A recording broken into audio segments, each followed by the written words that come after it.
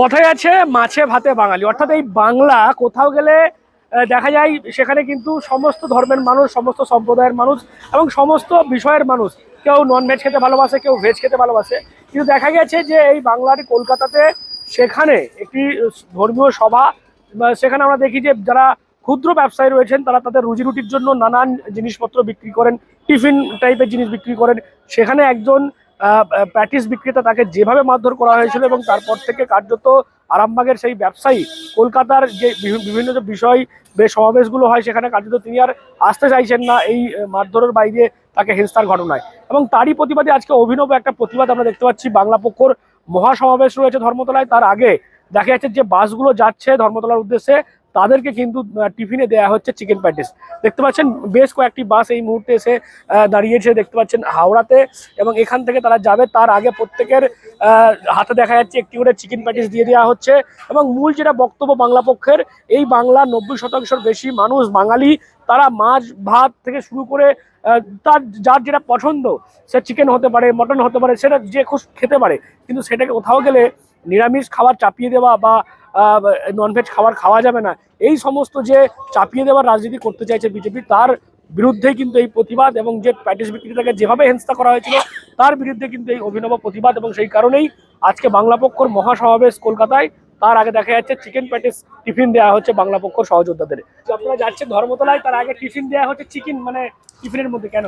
কারণ কিছুদিন আগে দেখেছেন ব্রিগেডে বিজেপির একটা সভা ছিল, সেখানে গ্রাম থেকে আসা খেটে খাওয়া বাঙালি তারা ভেজ প্যাটিস, চিকেন প্যাটিস ইত্যাদি বিক্রি করছিল।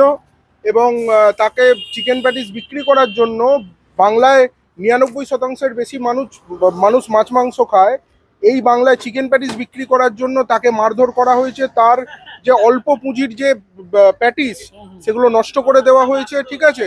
এবং সে এতই ভয় পেয়েছে যে সে আর কলকাতায় এসে ব্যবসা করতে চায় না।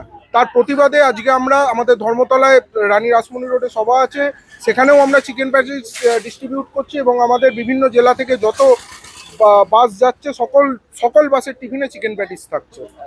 মূলত মানে বাঙালি, এই যে মানে মাছে ভাতে বাঙালি শুনে আসছি, সেই জায়গায় আস্তে আস্তে এরকম এটা যে না, এটা শুধু মাছে ভাতের বিষয় নয়। বিজেপি যেটা চায়, বাংলায় মাছ মাংস বন্ধ করে এখানে নিরামিষ চাপাতে চায়। আমাদের মুখের মাছ মাংস কেড়ে নিয়ে আমাদের নিরামিষ খাওয়াতে চায়। তার প্রতিবাদে আমরা চিকেন প্যাটিস সকলকে খাওয়াচ্ছি। জয় বাংলা! আমার মাটি আমার মা, ইউপি বিহার হবে না। জয় বাংলা! চিকেন প্যাটিস খেয়েছি, খাচ্ছি আর খাবো। একদম একদম ঠিক আছে। জয় বাংলা!